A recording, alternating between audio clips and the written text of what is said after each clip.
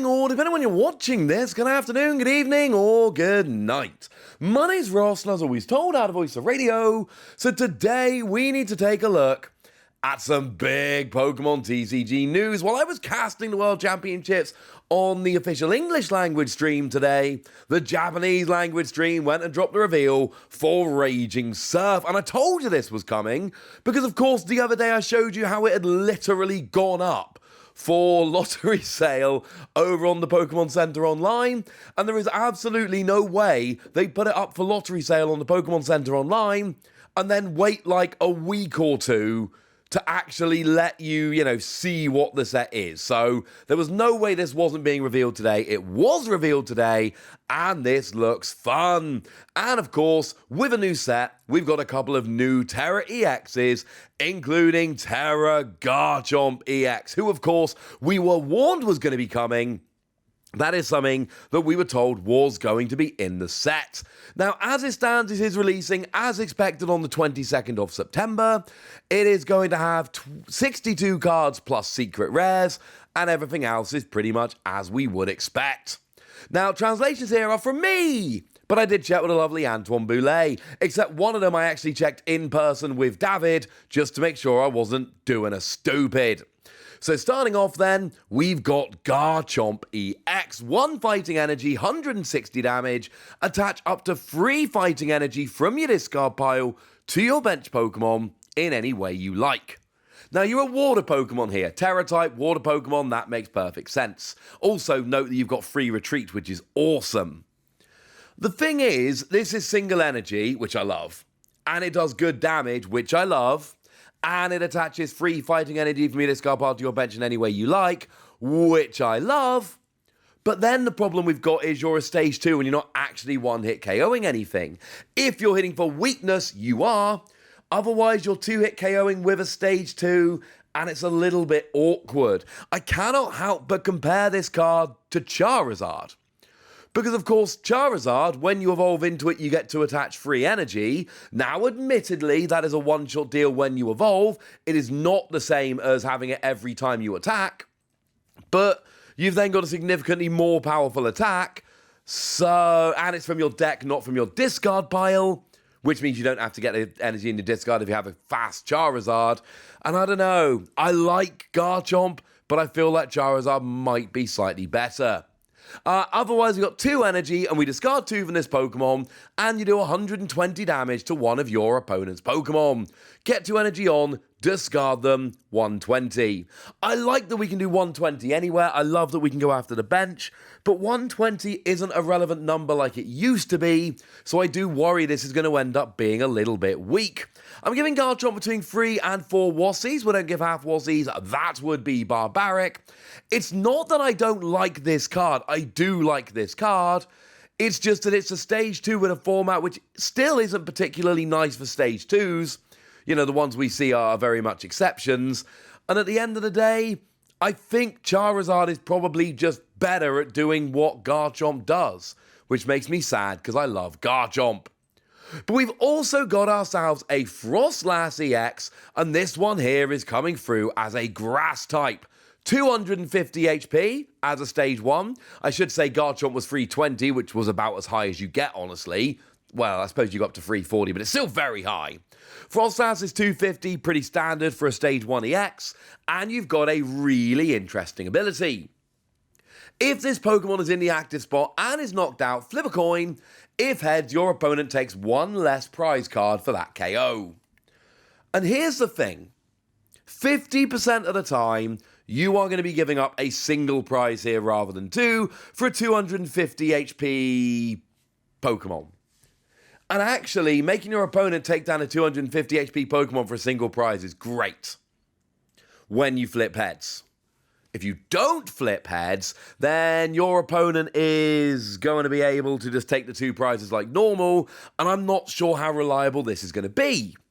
So instead, we look at the attack. 2 water energy, Frost Bullet, 140 damage, plus 20 to one of your opponent's bench Pokemon. It's all right, honestly. It's not phenomenal, but it's all right. The 2 energy is nice, but remember, our general way to accelerate a single energy is Melanie. But of course, Melanie doesn't work for Pokemon EXs, it only works for Pokemon V. So actually getting that second energy on could end up being a little bit of a pain. And 140 to the active, 20 to the bench is fine, but it's not good. And I think I'm kind of looking for good here. And this is kind of my problem. I like this, just like I like Garchomp, but I don't know how often this is really going to come out and be some kind of powerhouse. Essentially, when you flip heads and only give up one prize, I think this is brilliant. When you flip tails and give up 2 prizes, this is a decent attack. But I'm not sure this attack is really good enough to warrant being on a Stage 1 EX when it's not combined with the ability, but the ability says it's only actually going to fire kind of once every other turn, and this is the problem that I have here. Not bad, but I'm not sure if it's particularly great either. Sorry if that sounds a little bit mean. Now, there's one other Pokemon that has gone and been revealed here. We've got ourselves a Groudon, of course. We had previously seen the pack art. We knew that Groudon was going to be in the set, and it is. We got single energy, attach a basic fighting from your hand to one of your Pokemon. And we've seen this at 130 HP basic, obviously. And we've seen this kind of thing before, and my thought on this hasn't changed in the years and years that I've been doing these videos. You've got to get more than one use out of this. Because if you just use this to attach an energy to a Pokemon that then gets KO'd, you might as well have just attached that energy to the Pokemon anyway. So yeah, I'm not a gigantic fan of this one, honestly, ladies and gentlemen. I don't think it's good enough. I'll be honest with you, I just don't think it's good enough. Now, I do like the second attack, but it's expensive. You need 3 energy, 2 of which need to be fighting, and you discard up to 4 energy from your Pokemon. Any Pokemon, could include Groudon, doesn't have to. This attack does 60 damage for each card that you discarded in this way. And it is cards, so you can't discard a double energy and count it as more than 1. Sorry. And look, that's 240 damage. That is Pokemon V, that's basic EXs, that's some Stage 1 EXs, that is a decent amount of damage. But you've got to get the free energy onto Groudon, and then you've got to discard 4 energy from your Pokemon, and I worry it's not going to be good enough. I'm giving this one 3 Wassies.